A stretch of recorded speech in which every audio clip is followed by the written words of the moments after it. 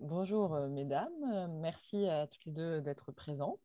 Donc aujourd'hui, l'objectif d'être toutes les trois, c'était que vous nous présentiez les métiers de l'ingénierie, les métiers qui sont autour de l'ingénierie du conseil. Donc je vous laisse chacune vous présenter.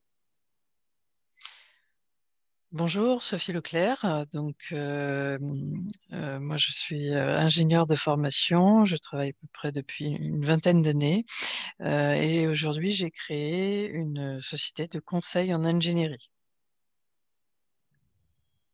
Bonjour, moi je suis Séverine Bourlier, je suis juriste de formation et au travers de nombreuses expériences de la vie, je suis aujourd'hui consultant conseiller en gestion de carrière et en structuration des entreprises et des organisations publiques et privées.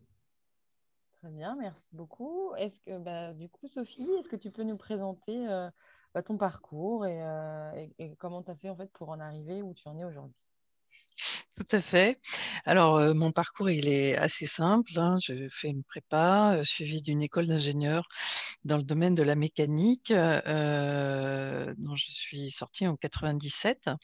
J'ai commencé ma carrière comme consultante dans le domaine technique, où j'ai travaillé dans le secteur automobile, avant de basculer sur des postes d'ingénierie d'affaires au sein de grosses structures de conseil en ingénierie. Et de là, j'ai évolué sur des postes de directeurs commerciaux, directeur de BU, directrice de filiales de sociétés de conseil en ingénierie, toujours au sein de grands groupes, afin finalement de choisir de créer ma propre structure. Donc, j'ai travaillé essentiellement essentiellement dans des environnements techniques avec des ingénieurs techniques, que ce soit donc moi directement ou en management de collaborateurs et de consultants qui menaient des missions techniques chez des clients. Alors, ça a été dans des environnements assez différents puisque j'ai commencé ma carrière sur le secteur automobile. Ensuite, j'ai basculé sur le secteur de l'énergie et de la construction, plus particulièrement appliqué au nucléaire et au monde de la pharma. Et ensuite, j'ai dirigé une société qui faisait de la performance industrielle dans l'industrie, tout secteur confondu. Donc là, j'ai eu l'opportunité de relever avec les consultants des problématiques techniques qui étaient de l'ordre de la performance d'une usine, avec toutes les composantes techniques que ça peut y associer. Euh, ce qui, Ce que je retiendrai de ce parcours, c'est que mes études, finalement, ça a été une base technique qui m'a permis d'évoluer dans différents environnements. Même si aujourd'hui, au quotidien, je ne fais pas de technique à moi-même, mais par contre, mes clients sont ingénieurs, mes consultants sont ingénieurs, et tout l'environnement dans lequel effectivement j'ai pu travailler jusqu'à présent est un monde d'ingénieurs. Et est-ce que tu peux nous donner des exemples du coup de missions que tu as pu faire pour des clients? Alors, c'est divers et varié, hein. Ça peut être la performance d'un système, c'est-à-dire en conception mécatronique, du design to cost, pour faire face à la concurrence, un client qui a besoin de reconcevoir sa machine pour qu'elle coûte moins cher et pouvoir se repositionner sur le marché. Ça peut être la réimplantation d'un magasin logistique, de l'implantation de nouveaux moyens de production, et puis c'est aller jusqu'à le support à maîtrise d'ouvrage sur la construction de nouveaux bâtiments. Voilà, et puis actuellement, j'ai des consultants qui travaillent dans le domaine de la cybersécurité associée à des environnements de type IoT, et d'autres qui sont sur des problématiques d'instrumentation, par exemple, pour euh, ausculter différents ouvrages ou différentes infrastructures infrastructures dans le cadre de la construction d'une nouvelle ligne du Grand Paris. Voilà. Donc, c'est toujours des projets à vocation très technique. En tout cas, l'environnement que je côtoie depuis que je travaille. Et ok, bah, très bien. Est-ce que tu as d'autres choses à rajouter par rapport aux différentes facettes de ton métier? Alors, oui, moi, ce que je voudrais dire surtout, c'est que c'est pas parce qu'on n'est pas ingénieur qu'il ne faut pas se dire que le conseil, même le conseil en ingénierie, parce que Séverine fait un autre type de conseil, mais même le conseil en ingénierie, c'est pas parce qu'on n'est pas ingénieur qu'il ne faut pas s'intéresser à ce secteur, parce que dans cet environnement, bah, déjà, l'ensemble des managers commerciaux ne sont pas tous ingénieurs de formation, donc il y a des profils beaucoup plus diversifiés, sortant notamment d'écoles de commerce. Et puis, il y a aussi tous les métiers pour faire fonctionner une entreprise. Donc, on va retrouver des juristes, des financiers, des RH, des recruteurs. Donc, c'est vraiment le monde de l'entreprise tel qu'on peut le retrouver partout finalement. Voilà, donc le conseil en ingénierie n'est surtout pas réservé aux ingénieurs. C'est aussi ça le message que je veux faire passer. D'accord, très bien. Bah, écoute, merci beaucoup. Du coup, du coup, je laisse la parole maintenant à Séverine. Est-ce que toi aussi, tu peux du coup, alors si j'ai bien compris, tu fais vraiment un ingénierie conseil complètement différent. Oui. Est-ce que tu peux du coup te présenter, nous présenter ton parcours et donc les différentes facettes? Alors oui, moi j'ai un parcours un peu plus chaotique, on va dire. Je suis à la base étudiante en droit. Au bout de 2 ans en fac de droit, je n'ai plus de bourse, donc j'ai intégré une école de formation juridique pour personnel des avocats. Je suis devenue au bout de 5 ans premier clerc, donc j'ai suivi en fait mes études de droit tout en étant employée dans un cabinet d'avocats. Je suis devenue premier clerc, on va dire, en 96. J'ai eu une opportunité dans la vie où un avocat qui habitait dans les Antilles, dans un endroit qui fait rêver, Saint-Barthélemy, m'a appelé en me demandant si j'acceptais de rejoindre son cabinet pour restructurer son cabinet. Ce que j'ai fait. Je n'ai pas forcément hésité beaucoup. Donc, je suis partie en 99 chez cet avocat qui était à Saint-Barthélemy. J'ai travaillé pendant quelques années pour lui. Et un jour, j'ai décidé de partir en Guadeloupe et de créer une société de conseil juridique en création et gestion d'entreprise, parce que c'était ma spécialité. Et puis, j'ai fait ça pendant à peu près 6 ans en Guadeloupe. Et je travaillais essentiellement, mes clients étaient dans les îles du Nord, donc à Saint-Martin et Saint-Barthélemy, mais aussi en Martinique, en Guyane et même en métropole. J'avais des clients en métropole, encore en France métropolitaine. Et en 2009, la collectivité de Saint-Barthélemy m'a demandé de venir à Saint-Barth pour pouvoir créer un guichet unique pour les entreprises, une chambre consulaire unique, parce qu'il faut savoir qu'en France, on a des chambres de commerce, des chambres de métier, des chambres d'agriculture selon l'activité qu'on exerce. Et Saint-Barthélemy étant une toute petite île, ils souhaitaient créer leur organisme unique pour l'ensemble des entreprises de la collectivité. Donc, ce que j'ai fait de 2009 à 2014. J'ai monté tous les services, j'ai créé le centre de formalité des entreprises, j'ai créé le répertoire des métiers, le centre de formation de la collectivité, etc. Donc, tous les services dédiés aux entreprises. Et en 2014, il y avait les taxis qui manifestaient contre Uber Pop à l'époque. C'était début d'année 2014. Ça avait fait quand même un peu d'esclandre. Et le président des chambres de métiers d'artisanat, qui s'appelait Alain Griset, qui est actuellement ministre, m'a demandé si ça m'intéressait de revenir en France pour pouvoir gérer la problématique des taxis. Donc, de fil en aiguille, je me suis retrouvée à prendre la tête d'une organisation, une union qui représentait les taxis. J'ai intégré les commissions parlementaires pour pouvoir travailler sur les réformes des professions. J'ai attaqué Uber Pop. J'ai fait condamner Uber pour organisation illicite de travail clandestin. Et puis, de fil en aiguille, on a réformé ces deux professions des VTC et des taxis. Et en 2017, j'ai arrêté parce que les lois étaient sorties, les décrets d'application étaient sortis. Et j'ai réintégré parce que dans tout ce parcours-là, ayant aidé à structurer des services et des organisations, j'ai intégré une administration, un établissement public national pour restructurer l'ensemble des services et des directions RH, finance, moyens généraux, événementiels, parce qu'il y avait des gros problèmes de gestion et une absence de direction depuis quelques années. Donc, j'ai eu une mission de 2 ans pour restructurer les services.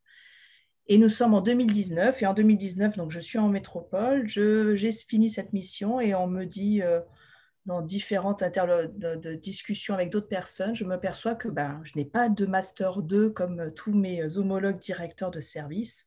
Et j'ai décidé de faire une VAE pour avoir mon Master 2 et faire ma validation des acquis d'expérience par rapport à tout mon parcours professionnel tout au long de cette vie. Donc, j'ai préparé un Master 2 en 4 mois ou 5 mois, quelque chose comme ça. J'ai présenté mon mémoire et j'ai obtenu mon Master.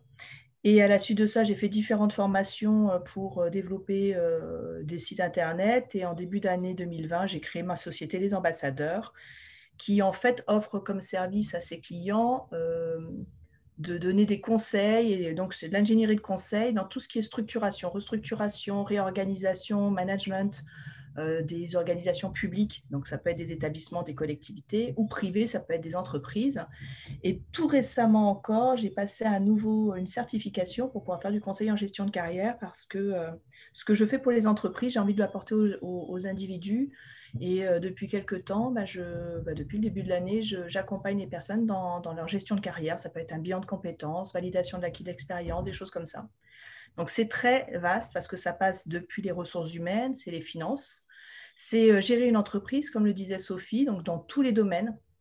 C'est face à une difficulté, apporter des solutions, apporter un regard extérieur, pouvoir essayer d'apporter une objectivité dans la résolution de conflits et puis apporter des solutions qu'on remet aux autres. C'est-à-dire que, comme Sophie dans l'ingénierie technique, on apporte des solutions, mais ce sont les organismes auxquels on l'apporte qui doivent se les approprier et ensuite qui font avec tout ça. Donc, c'est un parcours qui a suivi, en fait, je vais dire, c'est un parcours qui suit les opportunités de la vie. Et moi, ce que j'aimerais sortir de ce parcours-là, c'est qu'il ne faut jamais s'arrêter au diplôme. Par contre, il faut avoir l'envie. Aujourd'hui, on a énormément de possibilités en France. La VAE est un possible qui existe en France, mais qui n'existe pas dans tous les pays.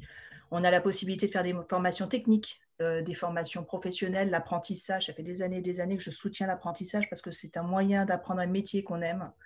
Et on a toute une vie pour pouvoir passer des grands diplômes, comme entre guillemets, je mets des grands diplômes. Donc, il ne faut pas s'arrêter aux difficultés qu'on peut rencontrer quand on sort de l'école. Moi, c'était parce que je n'avais pas de bourse. Ma bourse s'est arrêtée, il a fallu que je trouve une solution pour pouvoir travailler et payer mes études. Mais ça peut être d'autres difficultés de vie qui font qu'à un moment donné, on ne va pas forcément choisir le chemin le plus simple, mais tous les parcours de vie permettent à un moment donné de faire ce qu'on a envie. Il ne faut jamais s'arrêter, il ne faut pas avoir peur d'y aller, il faut y aller. Voilà. J'espère avoir été hyper concise parce que c'est très très long. Non, mais je rejoins pleinement Séverine. En fait, avec un diplôme d'ingénieur, je n'avais pas idée en fait de changer de métier et de m'orienter plutôt vers une carrière commerciale et managériale. Et la première fois que ça m'a été proposé par mon manager de l'époque, j'ai mis à peu près 1 an avant d'accepter la proposition parce que tout simplement, j'avais peur de sauter dans quelque chose qui est inconnu. Aujourd'hui, c'est ces opportunités, c'est aussi au-delà du diplôme. Un diplôme, c'est un passeport, mais c'est aussi savoir saisir les opportunités quand elles se présentent. Et petit à petit, on façonne son métier. De toute façon, un jeune qui démarre aujourd'hui aura forcément plusieurs métiers dans sa carrière professionnelle, encore plus qu'hier et encore plus que pour nous, je pense, que ce soit Séverine ou moi-même. Demain, ça nécessitera encore plus d'adaptabilité. Ok. Et aussi dans le domaine techno, parce que les technos évoluent tellement vite que quelqu'un qui ne saisit pas les virages technologiques, c'est quelqu'un qui peut être obsolète assez rapidement si son souhait c'est de rester dans la techno. Ok, merci beaucoup, mesdames, pour votre témoignage. Et donc, du coup, si vous avez un conseil à donner aux jeunes qui veulent s'orienter vers ces métiers-là, c'est lequel? Alors, Moi, j'aurais envie de leur dire que quand on est jeune, le conseil en ingénierie, on se dit, bah, on n'appartient pas à la société, on est un intervenant externe. Oui, peut-être, mais c'est surtout une opportunité formidable de s'enrichir, parce que quand on est salarié d'une entreprise, on va rester souvent, allez, 3, 4 ans, voire 5 ans sur un même poste, alors que quand on est consultant, on va rester moins longtemps, on va rester 1 an, 2 ans maximum. Et donc, ça permet d'accélérer en démarrage de carrière un parcours professionnel et d'engranger beaucoup plus d'expérience dans un temps beaucoup plus court. Voilà. Sur des fins de carrière, c'est d'autres profils. C'est des profils qui, au contraire, vont permettre de gagner du temps c'est-à-dire les consultants experts, ce sont des gens qui vont, eux, permettre à des clients, à mes clients, de gagner plusieurs années dans leur développement, dans leur organisation, dans leurs solutions techniques. Donc, c'est deux choses qui sont différentes, mais voilà, quand on sort d'école, quand on sort quand on est en début de carrière, cette position finalement de consultant, elle est extrêmement enrichissante. Très bien, merci beaucoup. Et vous, Séverine, est-ce que pareil, vous avez un conseil également? Alors, le conseil que je pourrais donner, il est humain. Quoi qu'il se passe dans la vie, il ne faut jamais laisser les autres penser pour soi. C'est-à-dire que souvent, on a affaire à des personnes qui vont vous donner des conseils. Alors, c'est sûrement de la bonne volonté derrière, mais je me rappelle à une époque, alors peut-être que l'époque a changé, mais on nous disait, tiens, pourquoi tu ne fais pas tel métier, tel métier? Il y a de l'embauche. Il ne faut pas forcément choisir un métier en fonction de l'embauche. Et je pense qu'à un moment donné, il faut accepter les opportunités de la vie parce que quoi qu'il se passe dans l'opportunité qui se présente, ça peut être n'importe quel métier, hein. Ce qu'on en ressort, c'est un apprentissage pour la fois suivante, pour le métier suivant. Et notre parcours à toutes les deux, à Sophie et à moi, c'est vraiment d'avoir accepté des challenges. Mais aujourd'hui, on a la possibilité de toute notre expérience de vie, de professionnelle et humaine, de pouvoir apporter ça dans un métier qui nous plaît au quotidien. Donc, c'est peut-être passer quelques années à faire des métiers pour apprendre, à faire aussi, à faire des études pour apprendre, bien sûr, mais à accepter certains métiers, certaines opportunités de métier pour apprendre. Et ça ne veut pas forcément dire qu'on s'enferme dans un métier. Aujourd'hui, on est dans une génération qui ne s'enferme pas dans un métier et il faut justement en profiter. Voilà. Ok, bah, très bien, merci beaucoup, mesdames. Je vois qu'Asna nous a rejoint. Alors, je vais vous demander. Ah, bah, elle est partie. Bon, bah, non. Ah, si. Asna. Vous nous entendez? Je n'arrive pas à activer son micro. Alors, il faut préciser qu'il n'y a pas de visuel dans cet échange et qu'on n'a pas réussi à faire démarrer la caméra. Donc, si quelqu'un arrive et avec un écran noir ou avec écrit les ambassadeurs, c'est normal. C'est la personne qui parle dont le nom s'affiche, mais on n'a pas de visuel. N'ayez pas peur. Voilà. Il n'est pas une chambre noire. Donc, je ne sais pas si Asna souhaite poser des questions.